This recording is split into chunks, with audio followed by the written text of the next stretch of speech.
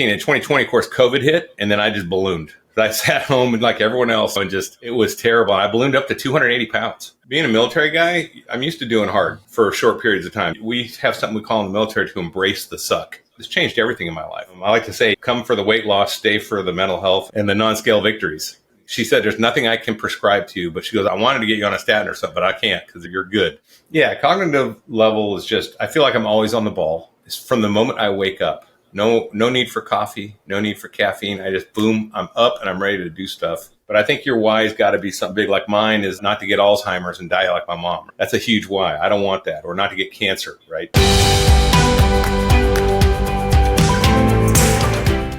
All right. Welcome. Good morning. With us today, we have Larry, who's going to share a success story today. Larry, just out of curiosity, where are you located? I'm in Austin, Texas, so I'll be seeing you at KetoCon, Doc. Oh, nice. Yeah, I'll be there in, when is it? End of May. So awesome. What do you, tell us a little bit about your background. So I'm an IT guy, but I started in the Navy. I'm a veteran. So I started in the Navy in 1984. I served on fast attack submarines during the Cold War, going against the Soviet Union, did a lot of Arctic operations. It was a lot of interesting stuff. I was always in shape because I ran track and wrestled in high school. And then when I got out of the Navy after 6 years, I went to Michigan State and I played rugby. So I was still athletic. And then I played lacrosse too. So I was always an athlete. Then I got out. I just continued working out, maintained my fitness. And then, of course, 9/11, I never planned to go back in the military. But after 9/11, I decided I have still in my mid-30s. I had gas in the tank and I was in shape. So I'm going back in. So I went in the Army National Guard and started out as enlisted there. And continued my career. I was an NBC NCO, which is chemical, in a medical unit, AMED, Army Medical Unit. We were the 297th Medical Support Company for the 297th Infantry Regiment out of Alaska. And then I did a lot more Arctic stuff, Arctic training. Then I switched to Chief Warrant Officer. I submitted a packet, got boarded, and became a Chief Warrant Officer, got commissioned in 2011.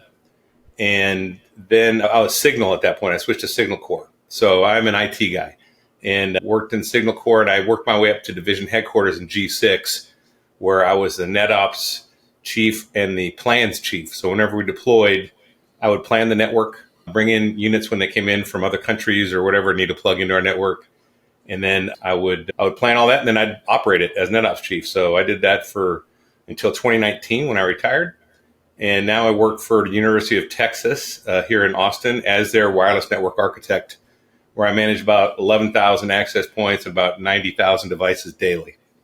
Wow. That's pretty impressive. Yeah. I went to college at UT, and I remember it's a decent sized campus for sure. So yeah. It's going to be a lot of stuff there. And I'm just curious. So you lived, when you said you did a lot of Arctic training, were you I guess you were up in the frozen tundra, or what were you doing? No, actually I was in California and we were attached. We were a split unit. We were a California/Alaska National Guard unit. It was strange because Alaska paid for our gear. California paid for our training and our daily operations in California. And we did missions in both Alaska and in California. So it was a strange thing. The war changed that. When the war broke out later, they switched to just to California, but I was gone by then. So my Arctic training was actually in the Sierras, Donner Pass, that kind of stuff. We go up there and do Arctic survival, cross-country skiing, snowshoes, and we had some special vehicles we drove too. Yeah, that was my Arctic training. And then, of course, in the Navy, we went to the North Pole and broke through the ice. I think you can't see it, but there's a picture back behind me where we broke through the ice in 1987 and did operations up in the North Pole. Oh, interesting. Yeah, it's obviously a strange part of the world for sure. Not too many people get up there. A lot of people died trying to. Let me ask you, you've been an athlete. You were, like you said, played rugby, you played lacrosse. I'm sure you lifted and all that stuff all through the years. Was there a point where your health was compromised at some point? 100%. I went to Warrant Officer Candidate School at the age of 45. I was the oldest guy in the class. Most of the guys in there were pilots or street to seat guys, a lot of 20-year-old kids running 7-minute miles. And I knew I had to get in shape. So this is when I started doing diet, and I did keto to get in shape because I was in my 40s and I was like, all right, I'm slowing down. My body's not responding quite the way it used to. I knew how I was supposed to respond. I was pretty familiar with, if I do this, if I do X, I get Y, right? And it just wasn't happening. So I did keto, and I took advice from Dr. Berg and Dr. Berry because they were doing that back then. And it worked. And I got energy back. I lost weight and I did better in my PT. Did that for my warrant officer candidate school. And then about a year and a half, 2 years later, I was also doing CrossFit. And I went and did it again for my next school. But my body just didn't respond quite as well. And injuries started piling up. I started getting these injuries, like my ankle injury flared up. And these injuries started piling up on me. And then after I got out of my warrant officer basic course, which is my MOS specific course, I ended up just slowing down, where I was rowing, I was working out, but I couldn't run anymore because my ankle got bad. I had to get a walking profile. So I retired in 2019. From 2017 to 2019, I could no longer run. I put on weight. I was up to about 260, and I'm 6'3". So I was about 260, which is overweight for me. I like being around 240 or 250 when I was in the military, and I just couldn't run. So I had a walking profile, which was terrible. I hate not being able to make the specification, but I couldn't even maintain the required weight or tape even the last year. So the last year was terrible. It was awful. And that was your 2019. In 2020, of course, COVID hit, and then I just ballooned. I sat home and like everyone else, and it was terrible. I ballooned up to 280 pounds. I got big.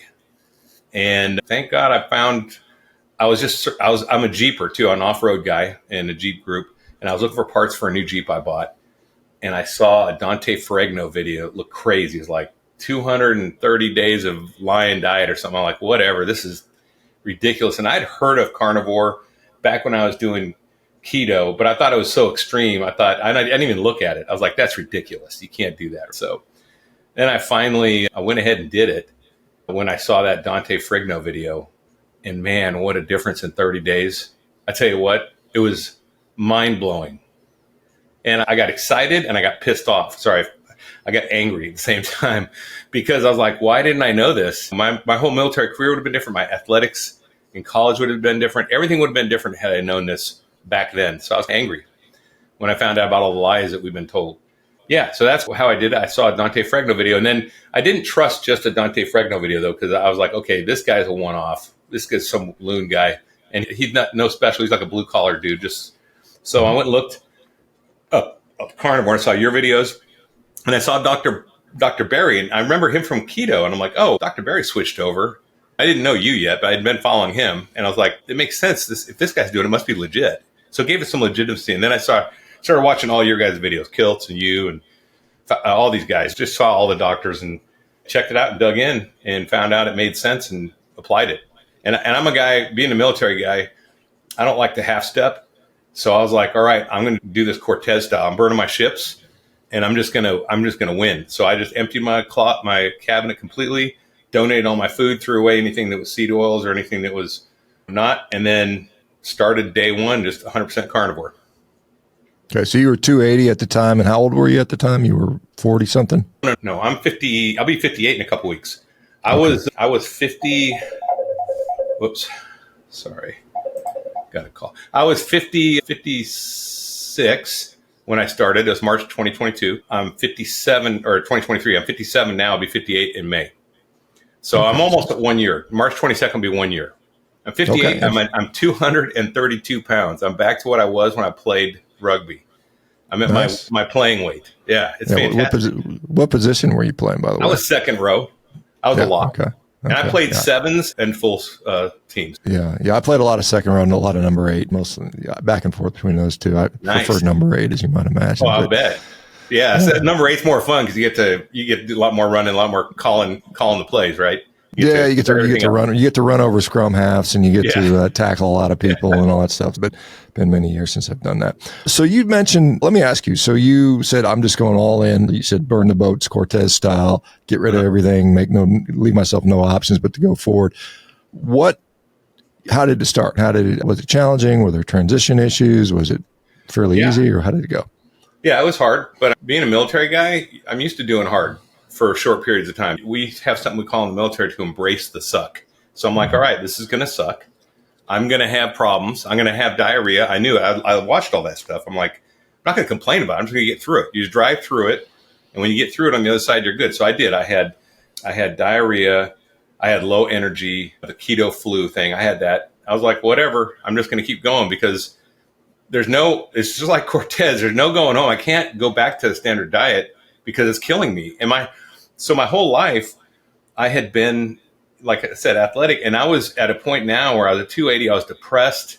I had really no hope of a better life on the current diet I was on. What my life had become was just, hey, maybe I can manage this sickness over time and not die too young. Maybe I have a 14-year-old son. Maybe I'll see my son get married and have a kid. Maybe I won't get cancer. Maybe I won't get Alzheimer's. My mother died of Alzheimer's at 68. So she's 10 years older than I am now. And I'm like, and her last 10 years was a terrible quality of life. And I didn't want to be that for my son either. So I was like, my whole life was just, maybe if I'm lucky, I'll get out of this thing where I will die at 80 or something, or 85. That's what I thought. But now, after being on this thing, I tell you what, I am planning for a future. I am doing things and planning things I never expected to do or plan. So it's changed everything in my life. I like to say, come for the weight loss, stay for the mental health and the non-scale victories. Well, I guess let's get in a little. So you lost roughly 50 pounds. Great. That's critics will say you went in a calorie deficit, you can lose weight on any diet. Yeah, fair enough. But what you said, non-scale victories, what other things did you see beneficially happening? Yeah, my allergies went away completely. And here in Austin, allergies are terrible here. And I had to take allergy pill every morning and blow my nose for a half hour every morning just to clear up. And then I was fine the rest of the day. One day I just forgot to take my pill. I didn't even realize it for a couple of days. And I was like, oh my gosh, I haven't even taken an allergy pill in a couple of days. And I'm not blowing my nose and I can breathe through my nose. So that was like that was the first 4 or 5 weeks. The weight loss, the energy level, depression went away, mental clarity increased dramatically. My inflammation went down, so my arthritis started going away. So remember I told you I hadn't run since 2017? One day I just thought, you know what? I feel like I could run. I just feel like my body wants to run. And I went out and I'd watched Dr. O'Mara, so I ran some sprints. And man, it's the first time in decades that I felt athletic. Because I know what it feels like to be athletic. And I haven't been for decades. I've been maintaining and being able to run, but I was not feeling athletic probably since my Warrant Officer Candidate School in 2011. Yeah, I feel really athletic. I sprinted today. When I sprint, I feel great. I really feel athletic. So that was amazing. I would say my GERD went away. I was diagnosed with GERD while I was in active duty. Have no digestive issues at all. I used to get constipated. I had all kinds of issues, and they're all gone. So my body just healed up, and it's amazing. I feel young. Yeah, that's great. That's a great, like I said, you and I, I'm 57. We're both the same age, and I'm out there sprinting and doing all those things that I think you should be able to do it at an older age, just because we've got so many people that get sick as they get older. And it's the expectation is you're just going to fade into obscurity as you get into your 50s and 60s, which I think is quite honestly nonsense. You had obviously a lot of this time in the military, you were on a profile for walking. Obviously you go see the medical team in the Air Force called flight surgeon. I'm not sure. I can't remember the term in the Army, but battalion, I don't know what it is, but medic or something like that. Did they ever talk to you about, like, you said you've been lied to? You felt angry because you felt you've been lied to. Where does that come from? What kind of lies were you told? Once I learned about the genesis of our food dietary guidelines of this, it's just a sham based on fake studies, bought science, and and everything I've eaten. So I was lucky enough, like you, Shawn, to grow up in the 70s and eat pretty much real food until the dietary guidelines came in during, I guess, the McGovern Commission came out in 78, something like that. And so in 1980, things started changing, right? But luckily, we were eating pretty good food relative to today, I think. A lot less packaged food. Like my mom, when she would make a salad, she'd get buttermilk and actually make a buttermilk ranch dressing, which put some seasoning in it. So it's very, very, very different than the seed oil rich stuff you get now. So I was just angry that based on these dietary guidelines that were put out, that I've been eating what I thought was healthy. What I really did, I was eating Quest bars and stuff, which I thought that's a healthy option. It's not a candy bar. Wrong. I just totally thought I was doing the right thing, and I still couldn't get weight. And then I chalked it up to just getting old and genetics. I figured, well, it's just genetics. It's just getting old. But now that I know, because Shawn, I'm back in my college weight. I'm lifting. Today I lifted my old college routine in the gym, like I did when I was playing rugby. And I don't get tired. I run out of time, Shawn. So I could have had that for the last decades, right? And I just felt robbed. So it made me angry. Yeah, it is. I've seen that commonly talked about. I think I mentioned that in my book about something about just kind of pisses you off when you find out that maybe you spent decades on laboring under a false belief system, and then you figure out the only way you do is you test it. It's just like we have people out there literally telling you that you should never even try this. Don't even try it. Yeah. Which I think is crazy, because most people end up trying and are like, wow, this is really not what I was led to believe by other things. What about, obviously, the big sort of bugaboo in the carnivore space is if you eat a lot of meat, if you eat a lot of saturated fat, you're going to see your cholesterol go up and you're going to drop dead of a heart attack. What is your thoughts on that? Yeah, I've done some research on it as far as I watched your Dr. Diamond's masterclass, which is fantastic. Zoe Harcum, read a lot of her stuff. And I feel pretty comfortable that's not the case. Now, I did go, so I had because I'm a disabled vet, I have some physical injuries from line of duty, but what happens is I go to the VA for my healthcare. I had to go to the VA for 30 days into Carnivore for my annual checkup. It just happened to fall in 1 month after I started. And when I went there, I had already lost 28 pounds and I already felt completely different. So I told my doc, yeah, I'm doing this carnivore thing. And she got really alarmed. She said, and your blood work's okay, but let's get you back in for 6 months to check it again. I'm like, yeah, fantastic. I get another free panel. This is great. I said, yeah, for sure. So she brought me back in 6 months later and my blood work was better. I didn't get all my numbers. I'm not one of those geeks that geeks out on numbers. It was normal. Everything was normal. My testosterone was better. My cholesterol and the ratio to HDL, LDL was good. Triglycerides are good. There was nothing, she said, there's nothing I can prescribe to you, but she goes, I wanted to get you on a statin or something, but I can't because you're good. It's interesting that she wanted to get me on a statin, but that is in the VA, they are strictly standard of care, the federal standard of care, whatever it is, they just follow it because they don't deviate because they're federal employees and they're following whatever the guidelines are. Yeah, as a military physician, I had done a little bit of work in the VA, and it was very frustrating to work there because everything was damn slow. It was like we call it the roadies, all the retired on active duty people. They're just sitting on their ass and they wouldn't do anything. Like to get 2 surgeries done in a day at the VA was like a miracle. Whereas private practice, I could do 6. It was just, the VA's got some issues for sure. I guess I'm glad we have it, but it's certainly not run in a way that I think is very efficient. So as far as you said you cut everything out, what do you eat? Just out of curiosity, what's your carnivore diet look like? Right now, I'm eating 12 eggs a day.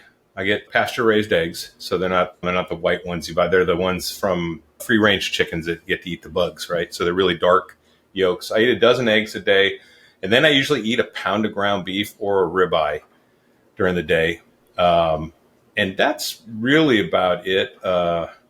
I do have a little bit of cheese every now and then, but not very much. I don't really snack like I used to. And when I started this thing, Shawn, I was just going to trust my body and and I snacked a lot. When I started eating bacon every day, I had a bag of bacon. I had a pound of bacon every day and fried it up, threw it in the fridge, and that's what I snacked on. And I snacked a lot in the beginning until I learned my hunger signals, my satiation signals. And now I have them. I'm a year in. I know when I'm not interested in eating anymore, and I know when I'm hungry. And I just listen to that and follow it. So that's typically what I eat is ground beef, steak. I love ribeyes, and then eggs. So 12 eggs and a pound of meat. So that's 175 grams of protein or something like that a day, somewhere in that neighborhood. It's not a lot of food. And if you're doing ground beef and 12 eggs, that's probably under $10 a day, I would imagine. It's not that expensive either.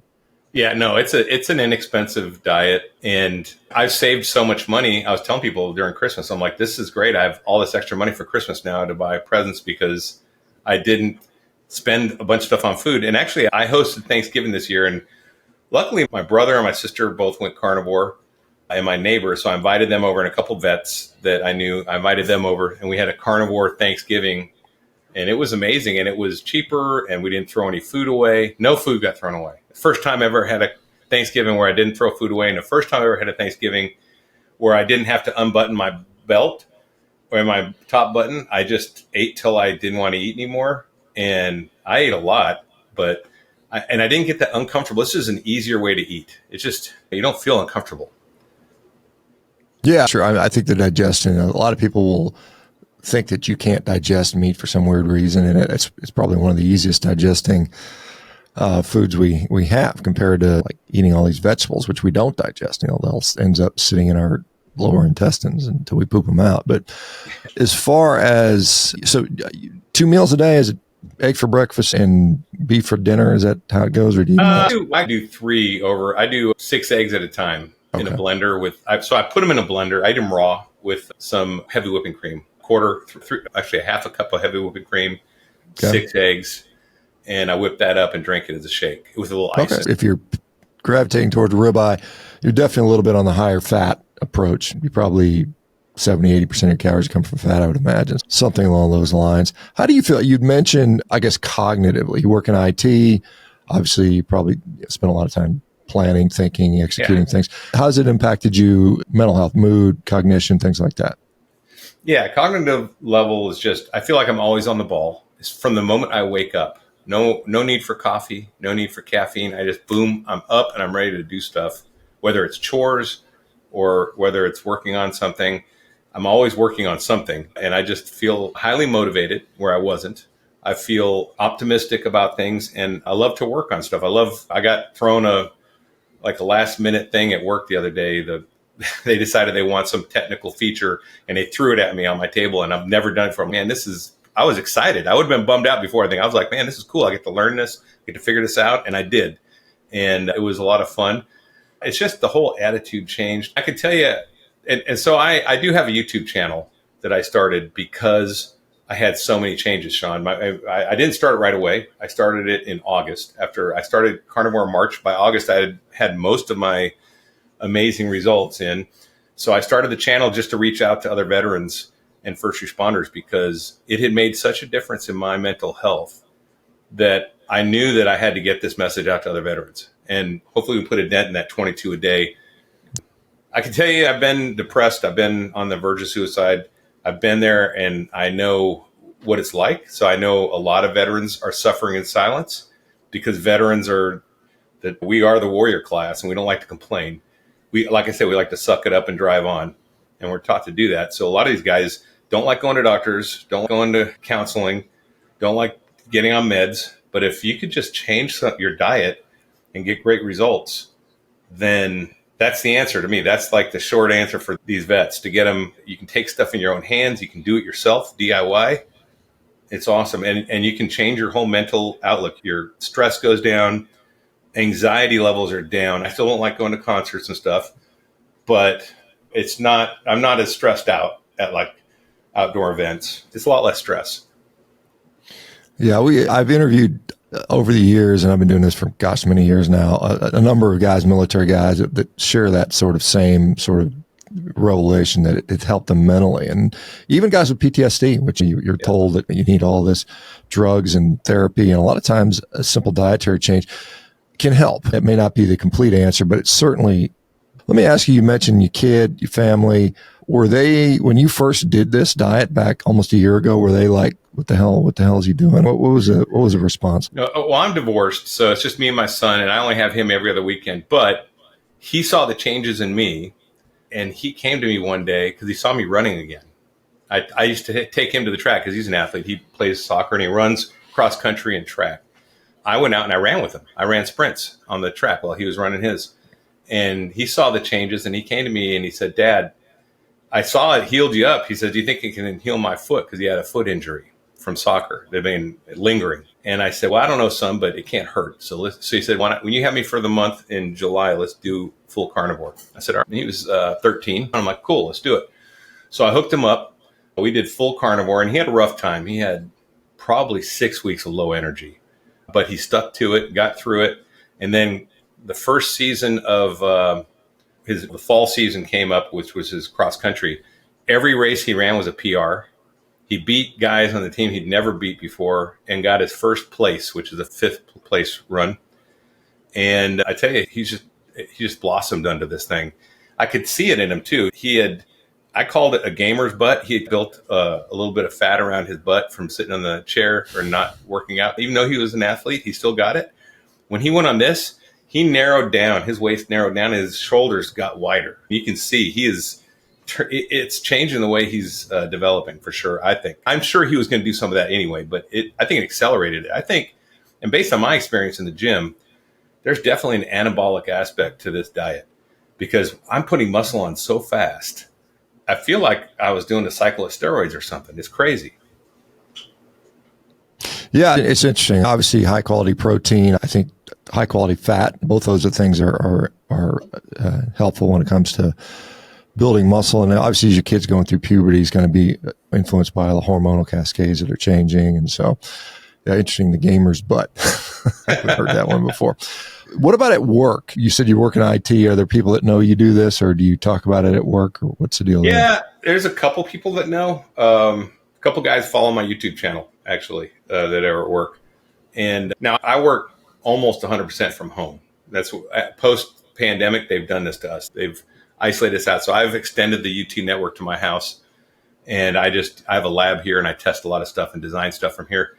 And we do a lot of stuff on Teams. I go into the campus probably twice a month just to see what's going on and work on stuff local that I can't do from here.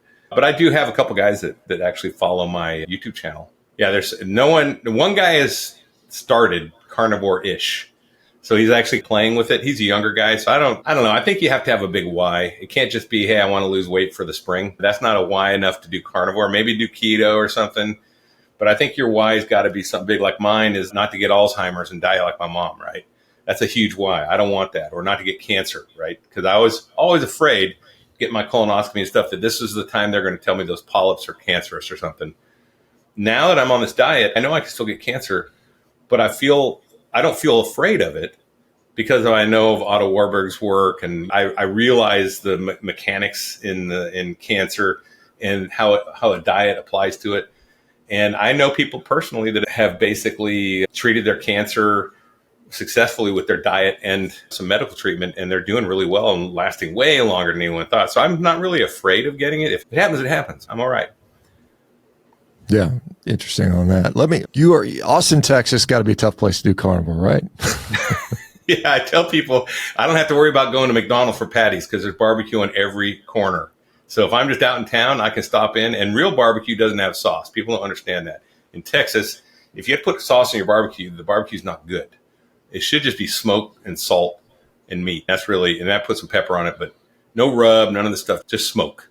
And that's what I love about Texas. The meat is everywhere. Yeah, I mean, obviously the Central Texas barbecue, that whole little Austin, San Antonio, that whole hill country. You got Luling and Lockhart out there. I think Lockhart's the barbecue capital of the state or something like that. Yeah. Do you have a favorite brisket place in town? Yeah, actually it's H-E-B grocery store, which is funny because it's right down the road, but they have very good brisket. But I tell you what, there's a place in Llano that has a smoked ribeye that is super expensive but super good. And I can't remember the name of the place, but anyway, they actually have one in Austin too. I'll think of it. But anyway, they've got a great smoked reverse seared ribeye. And I actually started doing that myself because I liked it so much that I'll smoke a ribeye up to about 100, 105 degrees, and then I'll throw it on a cast iron right next to it on the grill next to it, and then sear it. And then get it up to about 115 or 110 and then let it set, and that's perfect. Yeah, it sounds good. How long does it take you to smoke it to that temperature? Is it like half an hour or something like that? 20 minutes, 25 minutes, yeah. I'll let it set out room temperature a little bit, and then I'll throw it in the smoker at 225. Yeah, that's not a bad way to do it. Yeah, I've got a little smoker, I've got a little Traeger smoker, and I've got a couple real high heat grills to sear with, so maybe I'll do that. I hadn't done that in a while. Interestingly, I smoked steaks for a while, and I almost preferred to me it changes the taste of the meat, and I guess I'm used to just tasting nuns. Like I don't necessarily want to taste the hickory or the mesquite or whatever's on there. Yeah, brisket, man, you can't. That's the only way you can do brisket. That's got to be the top way to do that. What about negatives? Any negative? You mentioned some diarrhea early on. Any negative, either short or long term, that you've seen since you started doing this diet? Yeah, the big negative I have is being a single guy socially. It is definitely negative going on dates because there's three things that people will defend to the death. Three hills. One is religion, politics, and the third one is diet. And when they find out I'm a carnivore, so I like to post all that stuff up front. Hey, before we go out, before I waste time and money, right? I'm in the 50s. I don't have time to mess around. I'm not chasing. I just want to know, what do you think about this? I just eat me. In fact, I just send them to my YouTube channel. Check my podcast out. Let me know what you think. If you still want to go out, give me a call, because it gets a lot of people just, it's too much for them. And I don't know why, because I'm not insisting they eat that way, but it's just, I don't know, they can't handle it. So that's the social thing. And then my whole relationship with food changed so much. I used to structure everything around food, including my weekends with my son. I would plan out weekend menus. I would go shopping for when he's there, and I'd figure out, okay, we're going to have spaghetti meatballs this night. We're going to have pizza that night. We're going to have whatever. And I just lay it out. Now it's none of that, man. It's just beef. And I'm like, what do you want? Do you want pot roast, or do you want a steak, or do you want a burger, or some beef sausages and eggs and bacon for breakfast every morning? It's too easy. It has minimalized my food life, but the relationship changed so much that I just don't. And in fact, going on dates is like, I don't really drink coffee, but I'll go to a coffee place and have a water and talk to them. But that's weird too, right? Because then they're like, oh, I'm drinking coffee, you're drinking a bottle of water, but whatever. I don't really go out to eat. I prefer to eat at home because my food's so much better and it's way cheaper. Oh, by the way, that barbecue place is Cooper's, and there's one in downtown near the convention center if you want to go check it out. Cooper's. Yeah, I've been to Cooper's. That's on Congress, if I'm not mistaken. Yeah, I think, they got great ribeye. Congress or something like that. Yeah. I hadn't had the ribeye. I had the barbecue one time. Yeah, obviously, socially, yeah, like I said, going out to eat when you're just eating steak or whatever you're like, I could spend 20% of this and have a better meal at home. It's funny in that way. So you don't 100%. Really go out to eat. You don't really go out to eat for the food anymore. It's just, I guess for the just socializing more than anything, I would guess. So have you, let me ask you a question. So you said you got the kid part-time, son here in the weekends and something like that. I've got a similar arrangement with some of my kids, by the way. How do they do when I go back to mom? Is mom like, hey, no carnivore, we're not doing this stuff? What happens when he goes back home?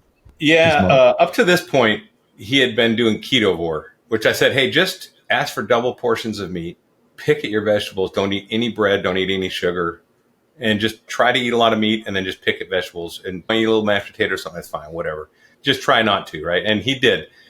But his mom's been working against him. Even when I was keto, she was against me when we were married and I was getting ready for my training. That's not healthy, because she's totally bought in on the food pyramid and that's being the healthiest thing. So she's got him now where he's gone back to a more standard diet. When he's with me, I give him now Ketovore. So I don't make him do full carnivore. I'm like, listen, I'll get you some keto stuff. If you want a little shredded lettuce salad, I'll get some of the dressing. It doesn't have any seed oils in it. It's got just the avocado oil. There's a couple of brands out there that they're reasonably clean. So I give him that kind of stuff. And same with ketchup, primal dressing. So he has a little bit of that. But so he's right now experimenting, but at least he knows, and I'm not worried because, listen, he's a smart kid. He's a straight A kid.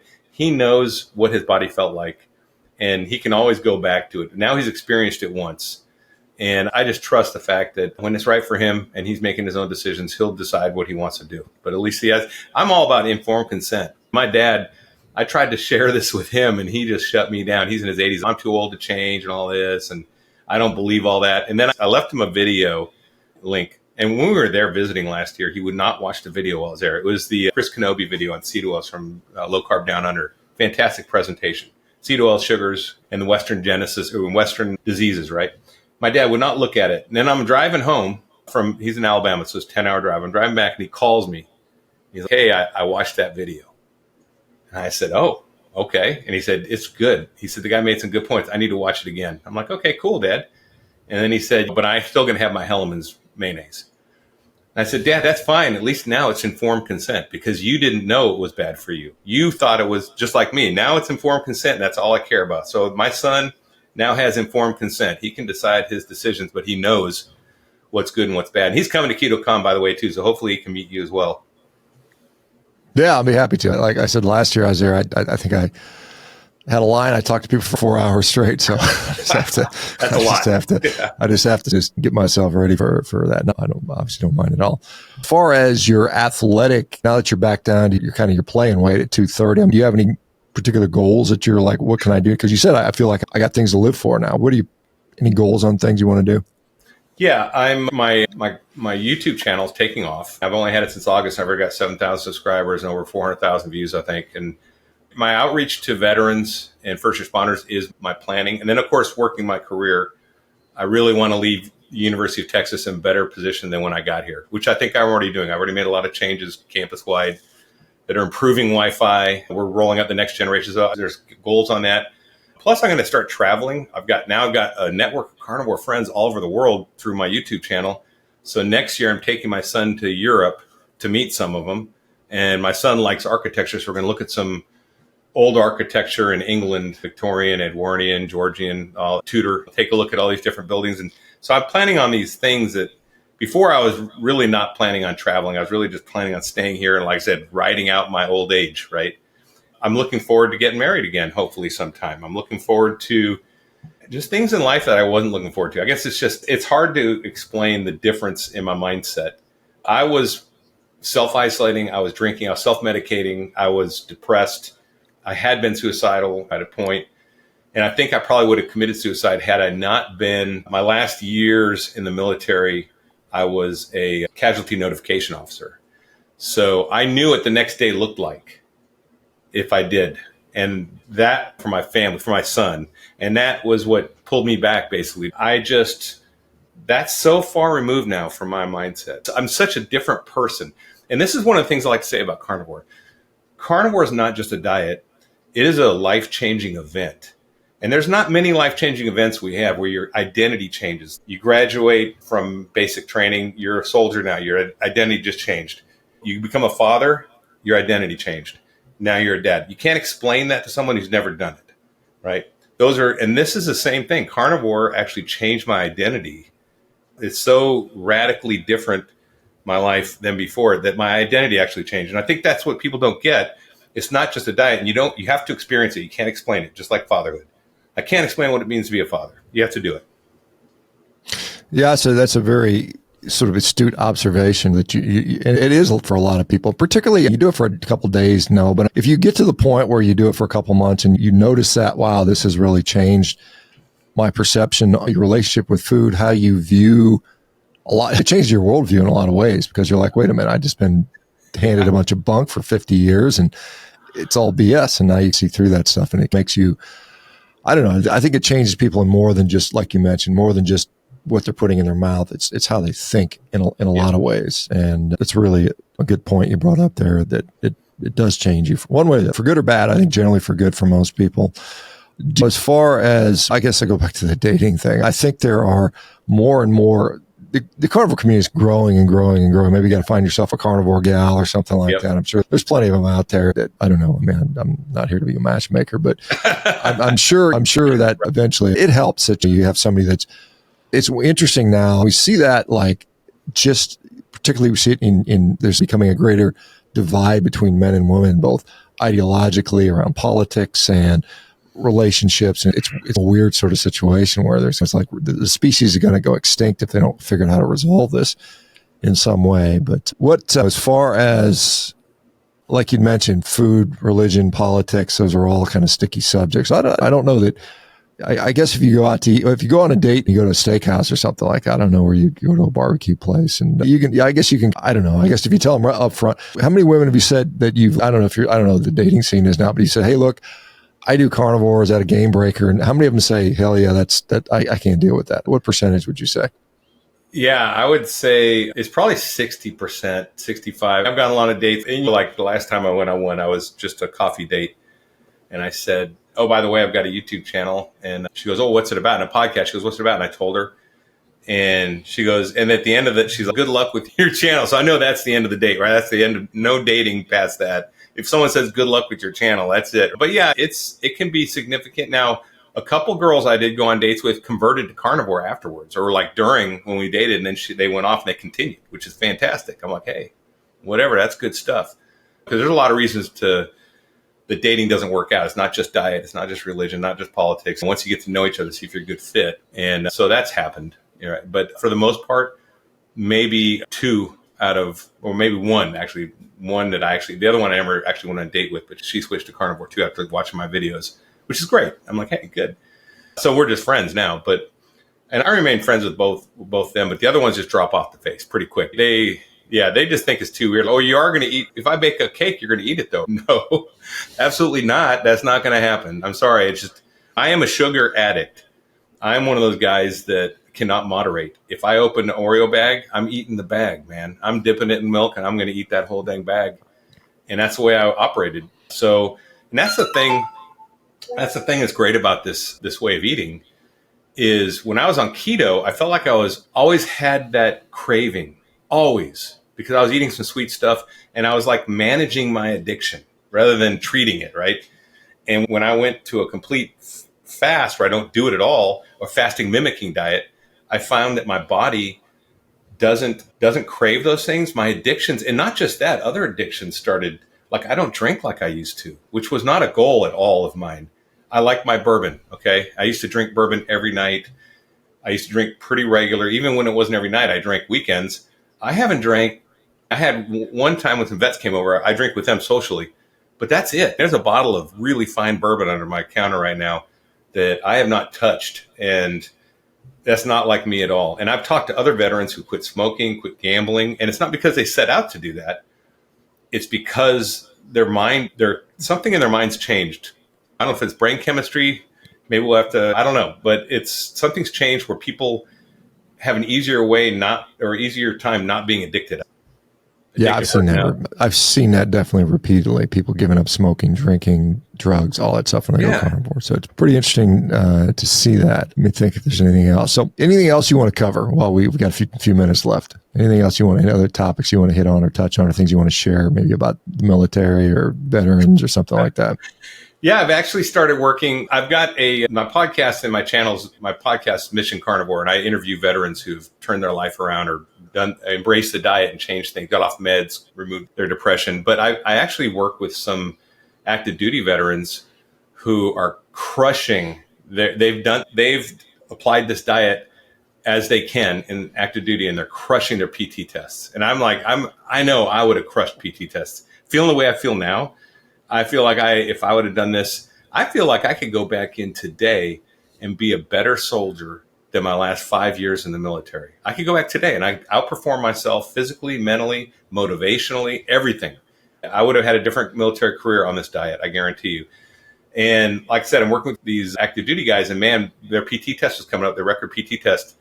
And guys like Chief, I was a Chief Warrant, so they call me Chief. I was like, hey Chief, I think I need to carb load. He's all freaking out because he's been doing it for a month and a half and he's about to do his PT test. I'm like, do not carb load. Do not. Trust the process. Go forward and just trust the process. And he did. Later that day, he called me up all excited. He's like, Chief, crushed it. I'm just best PT score he's ever had. And I would recommend, I work out fasted now. I work out in a fasted state. And I really think our body is meant to be in a fasted state. And that's what this whole diet being a fasting mimicking diet, it just keeps you in that fasted state for a prolonged period of time, which is fantastic. So that's why I think that helps with our addictive personalities too, because I know back in the 30s, in the 20s, they used to treat alcoholics and opium addicts with fasts. So I think there's something about fasting that does change that cognitive ability and your addictions. And I don't know, there's some key there, some brain chemistry deal. So anyway, yeah, so I've been working with active duty. We're working with a lot of veterans, and everyone I've worked with, every single one without exception, has had a major improvements, got off drugs, reversed type 2 diabetes, no depression, anxiety down, PTSD better. PTSD is never going away. I can tell you from personal experience, but it can be way better than it has been. And it can be that you don't have to take meds. It can be that way. It absolutely. The VA, they do the cocktail of drugs that keeps growing on your dresser, right? Because every drug has a side effect, and they give you another drug and another drug, and I was afraid of that. I just suffered without the drugs until this diet came around. But there's a lot of people I know that have gotten rid of the drugs and gotten rid of the high blood pressure, the statins, gotten rid of type 2 diabetes, all these things, and just on diet.